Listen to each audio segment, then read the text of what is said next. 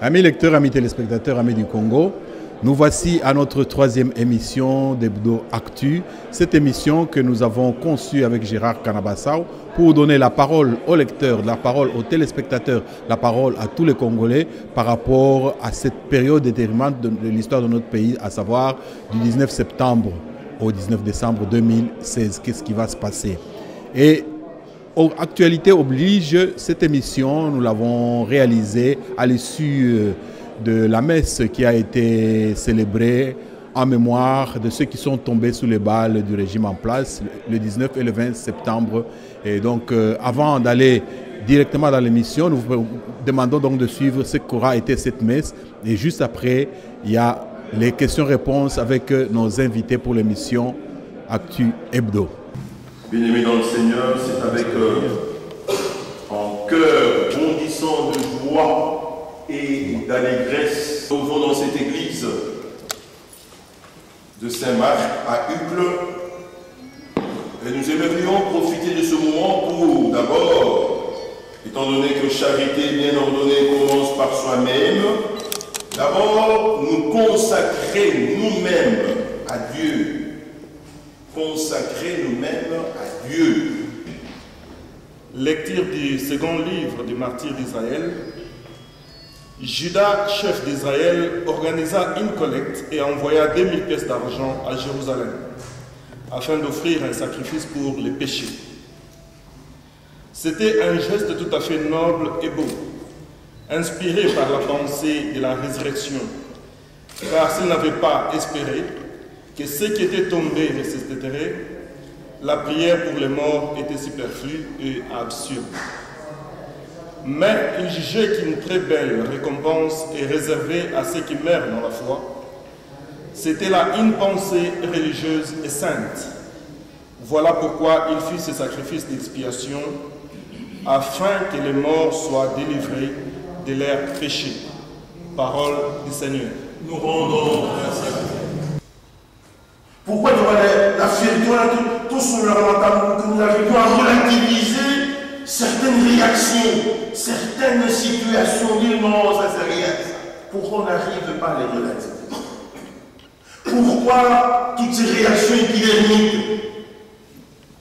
Pourquoi nous avons madame la monde, on pense à nous, nous sommes mouvements, nous sommes tout au chopin, nous sommes alors que toi, tout le monde dit Nama, ton pouba. Je vais répéter dans la rôle de la Séoula. Je ne vais pas me montrer la pamba, il y a deux. Dans mon messe, je vais entendre la lecture. Deux pamba. Je vais voir. Mais kilomètres. Le moment, mon toit est fait vers la foi de la terre. Mon toit est à mon tchanana, après la voix de la terre. Mon pari est sur le terre à la voix.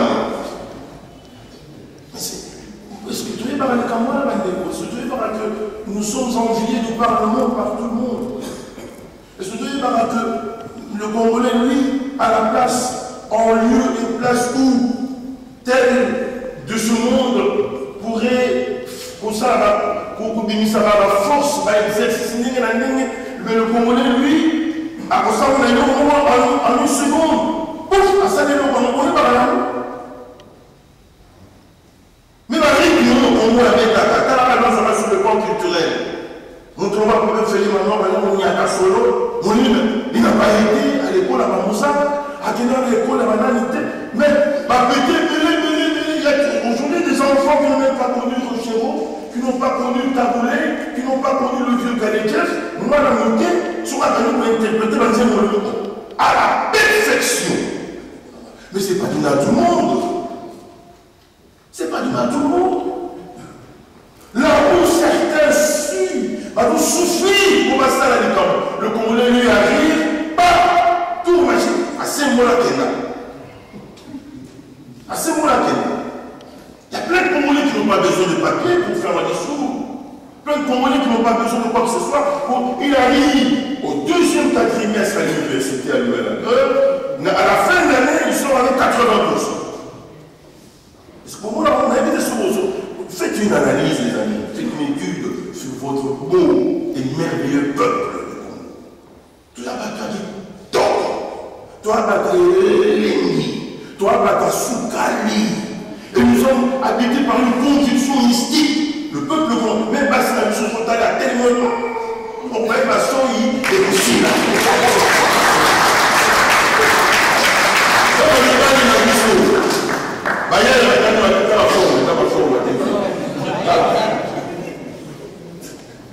Dans le flambeau, on imité, tu as pépélé. Tu as pépélé.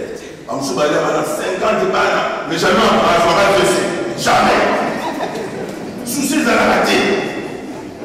Parce que, on a c'est pas donné à tout le monde. C'est pas donné à tout le monde.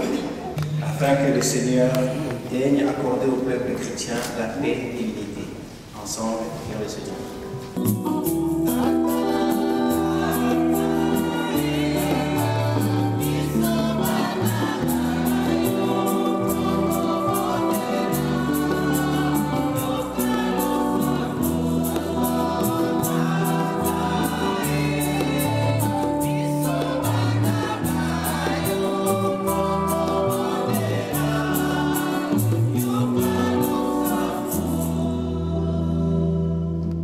Afin qu'il daigne nous donner et nous conserver le produit de la terre, ensemble, prions le Seigneur.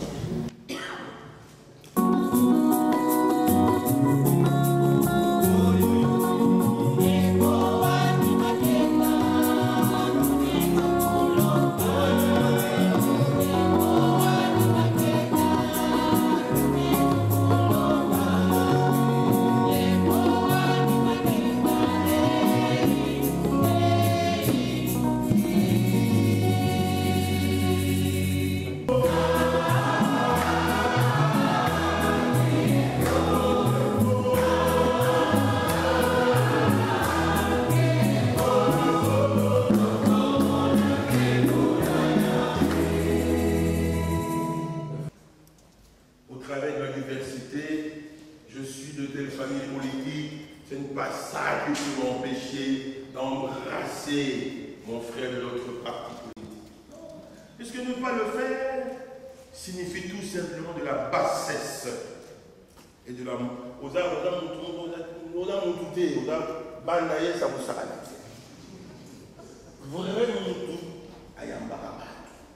et surtout lorsqu'il s'agit de la cause d'une cause commune. Donnons-nous la main. Puisque le Notre Père se prie au travers de la symbolique de l'unité, de l'amour et de l'amitié. Donnons-nous la main pour mieux réciter cette prière du Notre Père. Et habitons la prière pour en comprendre le contenu et la profondeur, et surtout la richesse des paroles qui sont prononcées là-dedans. Allons-y, frères et sœurs, avec foi et intériorité, avec joie surtout. Notre Père, Dieu de Dieu, que ton nom soit sanctifié, que ton règne vienne, que ta volonté soit faite sur la terre comme au ciel. Donne-nous aujourd'hui notre pain de ce jour. Pardonne-nous nos offenses, comme nous pardonnons aussi à ceux qui nous ont offensés. Et ne nous soumets pas à la tentation, mais délivre-nous du mal. Car c'est qu'à toi appartiennent le règne, la puissance et la gloire pour les siècles des siècles. Amen. Qu'il a dans la paix. Cette fois-ci, c'est pour ceux-ci.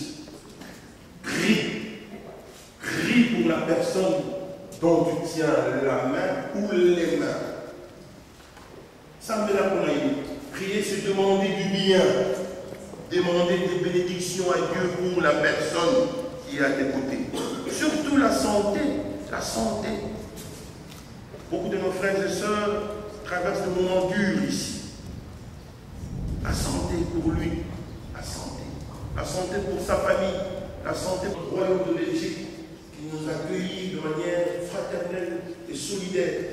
Que dans ce pays règne la paix. La paix. La vraie fraternité entre nous. La paix chez nous au Congo. La paix chez nous au Congo. C'est très important. Tout ça.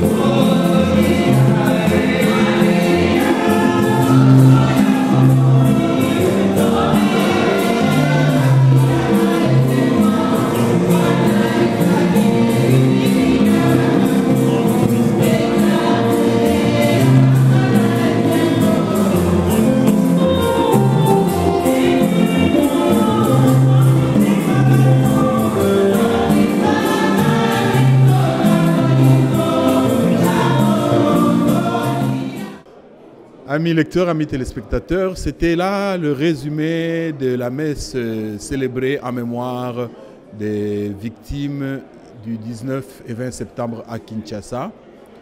Suivez maintenant la partie questions-réponses par rapport à l'actualité de la semaine qui se termine ce 1er octobre. Pour cette troisième émission d'Actu Hebdo, voici les faits saillants de l'actualité que nous avons épinglés. D'abord, les sanctions contre certains membres du clan Kabila, sanctions décidées par les États-Unis d'Amérique. Ensuite, il y a eu le message des États-Unis qui demandait aux familles des diplomates en poste à Kinshasa de rentrer aux États-Unis. Le troisième point, c'était le dialogue. Toujours le dialogue qui avait commencé le 1er septembre, qui aurait dû se terminer le 14 septembre, mais qui court toujours en ce 1er octobre 2016. Qu'en est-il? Et enfin, il faut quand même donner la parole à nos lecteurs pour qu'ils donnent leur regard sur l'actualité immédiatement, leur regard sur l'avenir immédiat de notre pays. Que va-t-il se passer dans les jours, semaines à venir? Et enfin, chacun d'eux donnera un dernier message par rapport à la situation du pays. Est-ce que vous pouvez un peu donner votre avis par rapport aux sanctions des États-Unis en gelant les biens de certains membres du camp présidentiel? Pour moi, je trouve que ces sanctions sont très mal ciblées. Il fallait plutôt cibler le ministre de l'Intérieur, lui qui a la charge de la police, de la gestion de la police, le commandant en chef de la police nationale, M. Bissaïmana, et M. Kalev, qui est responsable de l'ANER. Ce sont ceux-là qu'il fallait absolument cibler. Bon, on cible les deux généraux dont j'oublie le nom, qui apparemment n'ont aucune fonction répressive directe. Je trouve que c'est mal ciblé pour moi. Et donc vous aimeriez que prochainement, ils fassent davantage attention par rapport à ceux qui ont un impact réel sur le processus actuel? Évidemment, parce que lorsqu'il y a répression, il y a d'abord le ministre en charge de l'Intérieur, qui est le numéro 1, qui est le responsable numéro 1 de la police. Il y a le commandant de la police, il y a les responsables de l'ANER, parce que tous les militants, tous les Congolais qui sont arrêtés aujourd'hui sont acheminés vers le bureau de l'ANER et partout à Kinshasa. C'est vrai que ça peut être diversement apprécié dans le sens où on a vraiment l'impression qu'on a ciblé quelques personnes. Pour le moment, ça gangrène d'un peu partout. Donc moi je pense qu'il y a encore d'autres personnes qui doivent subir ces sanctions-là. Si c'est une façon pour eux de comprendre les choses, aussi une façon de leur faire comprendre les choses, pourquoi pas? Et vous pensez que ce n'est pas encore suffisant? On peut aller faire plus? Ce n'est pas encore suffisant parce que... Mais faire plus, ce n'est pas bien non plus parce que moi, j'aimerais, sincèrement, je formule le vœu que la problématique du Congo soit réglée par les Congolais eux-mêmes. Les vrais Congolais, on s'entend, par les Congolais eux-mêmes, au lieu que ce soit toujours des gens qu'on nous parachute ou qu'on nous propose. Donc je pense que ça, c'est une très bonne chose. Et alors, ces autres personnes-là qui se croient tout puissants, investissent de je ne sais quel pouvoir parce qu'ils ont l'argent et la force du canon, quelque part, il faut aussi leur expliquer les choses. Et je pense qu'il y en a beaucoup, pas seulement les trois pauvres messieurs qu'on a jusqu'ici cités, il y en a encore pas mal. Le fait que certains membres de la famille présidentielle, les États-Unis ont décidé de gérer leurs avoirs. Qu'en pensez-vous? Moi, je crois qu'il n'y a pas un impact direct sur ces mesures parce qu'il fallait, même si on visait tous les membres du gouvernement, quand ils ne changent pas, moi je ne vois pas, il n'y a aucun impact sur ces mesures. Il faut qu'ils prennent des mesures sérieuses, des mesures, d'autres mesures que de prendre des sanctions contre leurs biens et tout, leurs comptes en banque seront saisis, ça n'a aucun impact. Et qu'est-ce que vous auriez suggéré par exemple? Mais un tribunal pénal international pour le Congo. Et on demande ce tribunal qui ça n'arrive pas. Les sanctions, ça ne sert à rien. Et qui serait déféré là-bas? Mais tous ceux qui ont commis des crimes, ils sont connus. D'abord, c'est une très bonne chose que les États-Unis sanctionnent le pouvoir barbare de Joseph Kabila. Et nous demandons à ce que l'Union européenne aussi emboîte le pas. Vous savez que ce régime est animé de personnes qui sont très tyranniques. Les deux généraux qui ont été sanctionnés là. On a remarqué le monsieur Numbi là. Il a participé à la mort de monsieur Floribert Chebeya. Il a commis beaucoup de crimes en RDC. Le général Tango Fort, n'en parlons pas. C'est son unité qui a massacré les adeptes du prophète Mokongobila. Son unité est truffée des mercenaires qui sont recrutés un peu partout en Afrique. Et nous savons que c'est Tango Fort qui continue à faire le sale boulot à Kinshasa et dans la zone militaire qu'il contrôle. Et donc c'est une très bonne nouvelle, c'est une très bonne chose que les États-Unis aient pris des sanctions à l'encontre de ces deux généraux. Mais nous demandons à ce que ces sanctions s'étendent sur des personnalités politiques qu'on appelle des faucons, le faucon du régime, pour qu'ils subissent aussi le même sort. Oui, toujours dans cette actualité immédiate, les États-Unis ont demandé aux familles des diplomates de rentrer dans leur pays. Qu'est-ce que vous en pensez? C'est un geste politique fort.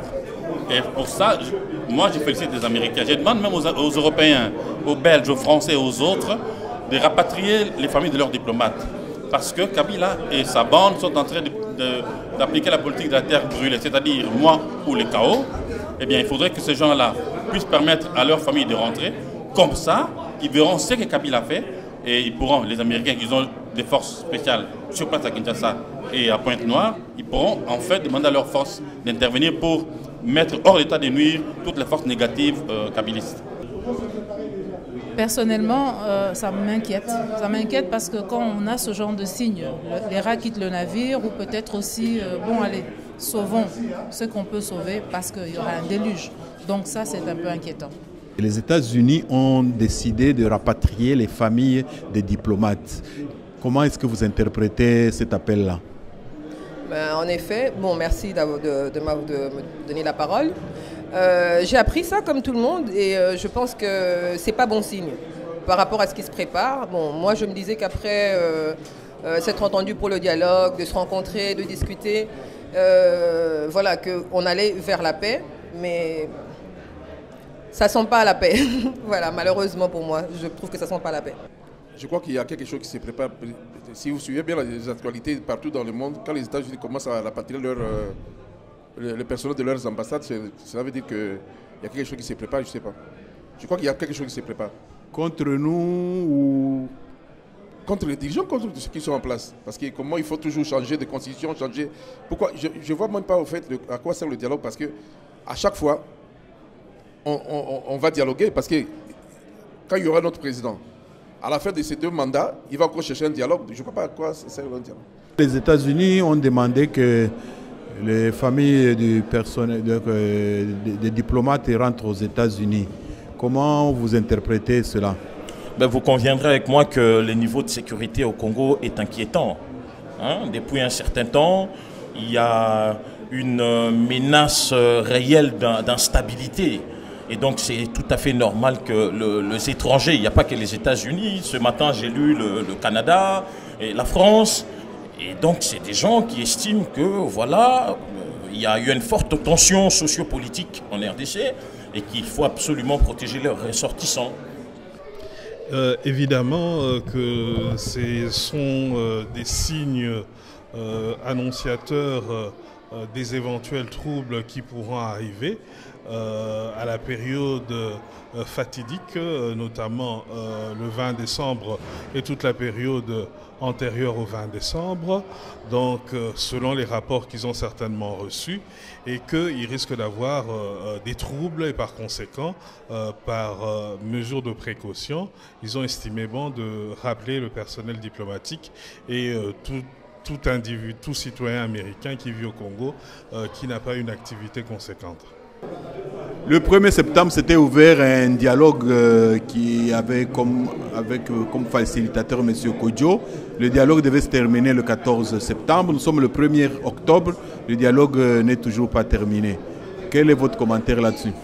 Eh bien, ce dialogue, moi, de toute façon, je ne le suis pas tellement, à part tout ce qu'on apprend par la presse.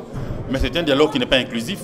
Il ne concerne que la majorité. M. Kamere qui est là-dedans est un ancien de la majorité. Je me rappelle, j'ai encore un livre à la maison, pardon. Il avait écrit un livre en 2006, parce que j'étais à Kinshasa à ce moment-là, pour le compte d'un parti politique dont j'étais le nom. Il avait écrit un livre intitulé « Pourquoi j'ai choisi Kabila ». Donc ce monsieur n'a jamais coupé le cordon ombilical. C'est un kabiliste avéré. Il est rentré dans sa famille d'origine. Donc c'est un dialogue entre kabilistes. De ce dialogue entre kabilistes, il ne sortira rien de bon. C'est pourquoi, un mois après, rien n'est toujours terminé. Voilà, ils sont en train de tourner en rond. J'apprends qu'aujourd'hui, samedi, le rassemblement doit tenir un conclave qui prendra 3 jours, de samedi à mardi. Et toutes les résolutions qui sortiront de ce conclave seront opposables à tous. Nous attendons maintenant voir ce qui va se passer. Bon, d'abord, la moitié de la population congolaise n'est pas valablement représentée. J'entends parler des femmes. Il n'y a aucune femme à cette table de dialogue. Dialogue, monologue, selon ce qu'on entend. Mais très sincèrement, il n'y a personne. Ça va accoucher d'une souris. On savait déjà, moi je voyais déjà se dessiner ce qui se passe maintenant à la première phrase de ce début de dialogue ou je ne sais pas. Je ne sais pas ce qu'on est en train de faire si on partage la part du dernier gâteau qui leur reste entre les mains. Mais bon, on ne suivra pas ce dialogue, très sincèrement. Et on l'a toujours dit depuis le départ. Oui, parlons un peu du dialogue. Il a commencé le 1er septembre, il devait se terminer le 14 septembre. On est le 1er octobre et il n'est toujours pas terminé. Qu'est-ce que vous en dites?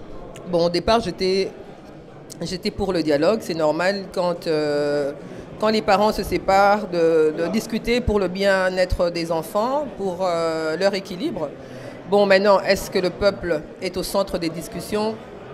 Je ne suis pas comme on dit, dans le secret des rois. Donc j'espère quand même que bon, le peuple est au centre et qu'ils vont terminer le plus vite possible parce que bon, on doit avoir des solutions, on doit avoir des réponses aux questions. Voilà, la politique d'aujourd'hui, c'est plus la politique de nos parents où il n'y avait qu'une certaine classe qui s'intéressait à ce qui se passait. Aujourd'hui, tout le monde s'intéresse, que ce soit les jeunes, que ce soit les personnes, les adultes. Donc ce serait quand même respectueux de la population de pouvoir nous répondre sincèrement, de nous donner des réponses claires. Vous, le dialogue qui a commencé le 1er septembre, vous n'êtes pas preneur? Mais je ne suis pas preneur parce que ça ne sert à rien le dialogue. On va dialoguer pourquoi? On est en train de dialoguer, on est en train de tuer les gens. Ça sert à quoi dialoguer? Il ne s'agit pas d'un dialogue, il s'agit d'un monologue. Un monologue entre la majorité au pouvoir élargi à ses collaborateurs, à ses alliés qui opèrent dans l'opposition politique.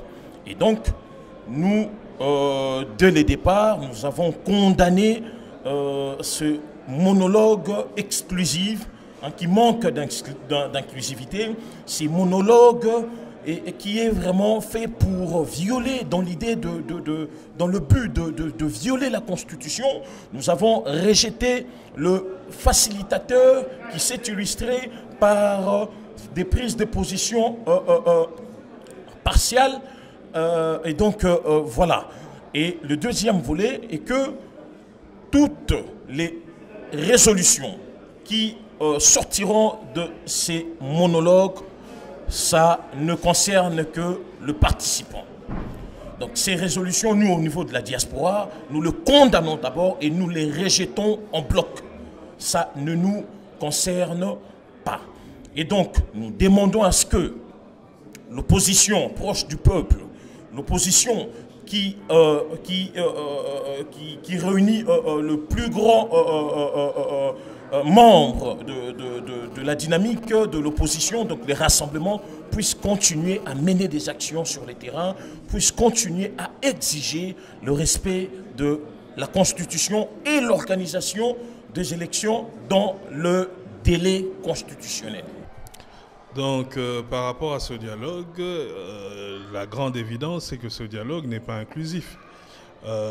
Mais on parle souvent d'inclusivité, d'autres diront que l'inclusivité n'est pas l'unanimité, mais on semble oublier un élément important dans l'inclusivité, il faut intégrer absolument la représentativité.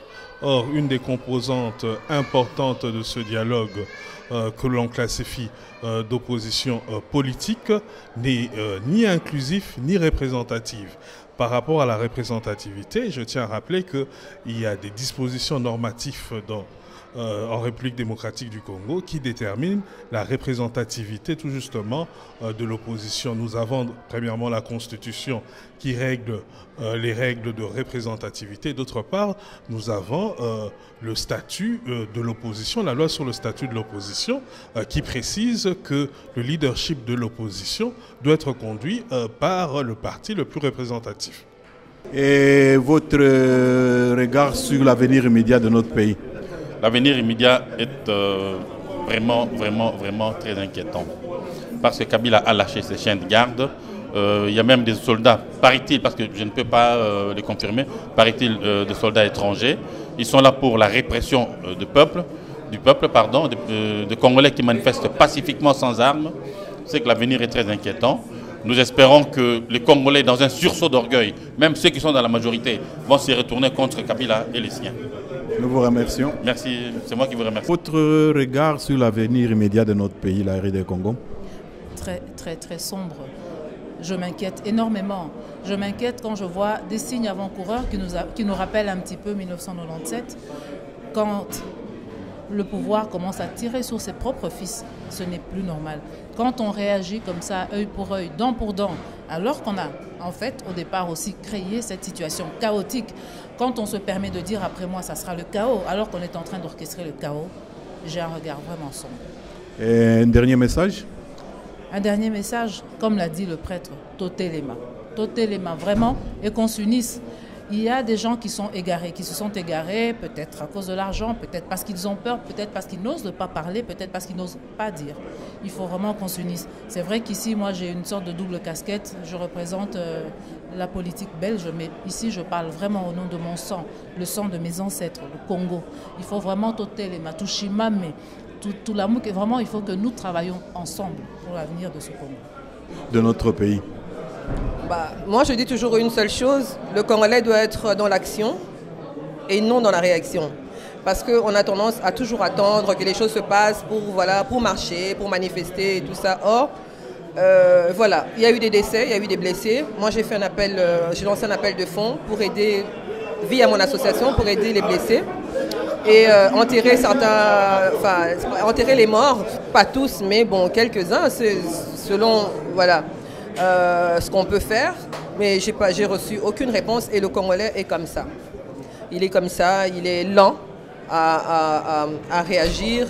Il râle, oui c'est vrai, il râle, il marche, mais bon, on peut marcher pendant 10 ans, on peut marcher pendant 20 ans. Si on n'est pas là où les décisions se prennent, si on n'est pas exigeant par rapport à ce qu'on veut et ce qu'on attend de notre pays, on sera toujours là en train de marcher, quoi. Oui, pour bien informer les auditeurs, vous pouvez rappeler le nom de votre association? Vie meilleure en Afrique, VMA, bon, j'en parle vraiment souvent. J'essaie de trouver des solutions pour créer un environnement favorable à l'entrepreneuriat, donc ramener l'énergie, l'eau potable et tout ça.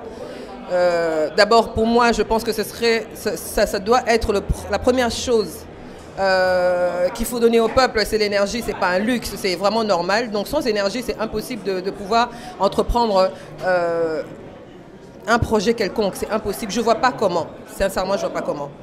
Et un dernier message? Ben, la paix, toujours la paix, qui est la paix dans notre pays, dans notre beau pays. Mais comme on dit, qui veut la paix prépare la guerre. Donc c'est pas en remplissant les églises, c'est pas voilà, en lisant des bouquins qu'on aura la paix. Il faut préparer la guerre, donc ça veut dire qu'il faut apprendre. Il faut connaître nos ennemis, savoir comment est-ce qu'ils font pour eux se défendre, comment est-ce que les petits pays viennent au Congo, détruisent le Congo, ça c'est hallucinant. Donc pour moi, il faut préparer. Levez-vous, préparez la guerre, voilà. Merci bien, Madame Mafuta Solange. De rien, merci à vous. Et bonjour à mes frères et sœurs du Congo, on reste debout. Moi, je vois l'avenir du Congo. Le Congo aura un meilleur avenir sans Kabila. S'il y a toujours Kabila à la tête de ce pays, il n'y aura aucun avenir pour le Congo. Et votre dernier mot?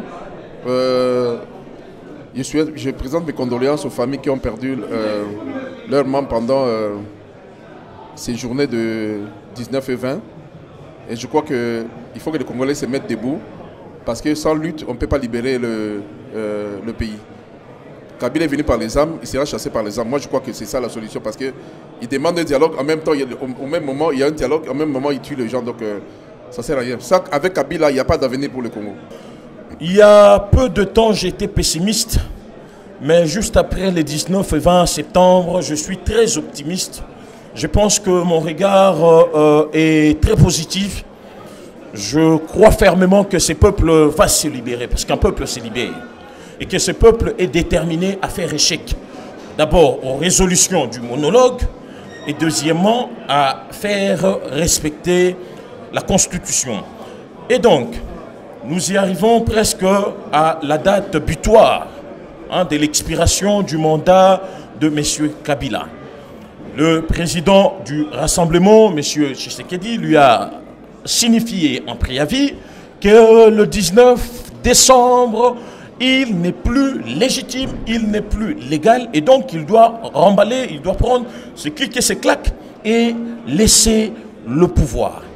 Et donc nous, au niveau de la diaspora, nous nous organisons. Tout le mois, il y aura des actions que nous allons mener au niveau de la Belgique. Le 17 décembre, ça sera un samedi, il y aura une grande manifestation pour booster nos amis de Kinshasa. Nous demandons à la majorité tyrannique au pouvoir de savoir lire les signes du temps. Chaque chose a un début et une fin. Vous êtes arrivés au terme de votre mandat. Nous vous demandons de partir sans qu'il y ait effusion de sang, sans qu'il y ait des morts. Et donc, prenez conscience, partez paisiblement. Laissez, si vous n'êtes pas capable d'organiser les élections, laissez un pouvoir transitionnel qui organisera les élections sans Kabila pour que nous avancions dans ces processus démocratiques qui a été engagé depuis 2006. Et un dernier mot? Un dernier mot, je tiens à remercier l'équipe organisatrice de cette journée, puisque ce samedi, nous avons commémoré tous ces héros qui sont tombés sous le bal des mercenaires à Kinshasa les 19 et 20 septembre. Et donc nous remercions les organisateurs, nous remercions tous ceux qui sont venus prier avec nous, demander à ce que leurs âmes soient accueillies auprès du Père. Et en même temps, nous lançons aussi un message au peuple congolais de ne pas se démobiliser, de ne pas se démotiver. Au contraire, soyez plus que jamais déterminés à faire respecter la Constitution. Soyez plus que jamais déterminés à se débarrasser de Kabila cette année. Nous nous engageons dans un combat qui est constitutionnel. Parce que c'est cette charte fondamentale qui nous octroie le pouvoir de combattre tout système, tout régime qui veut s'imposer par la force des armes et non par la confiance populaire. Et donc, lèvons-nous partout, nous sommes peuple congolais, soyons déterminés à chasser Kabila au mois de décembre. Au niveau de la diaspora, soyons unis et en même temps mobilisés continuons avec des actions, des pressions, mais pacifiques, pour aboutir au même résultat que nos amis qui sont sur le terrain à Kinshasa. Et donc nous sommes plus que jamais très mobilisés et déterminés à faire échec au plan satanique et machiavélique de dialoguistes, c'est-à-dire aux résolutions qui sortiront de ce fameux monologue. Nous le condamnons, nous le rejetons, et nous sommes aussi prêts à obliger M. Kabila de partir le 19 décembre.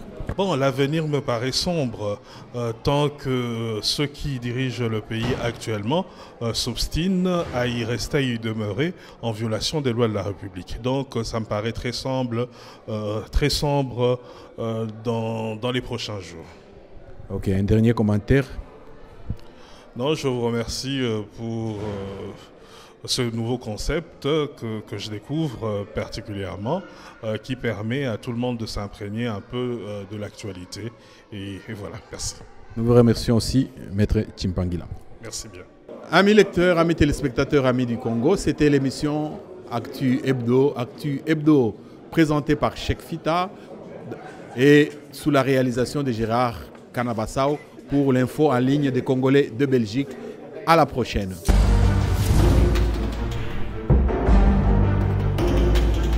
Thank you.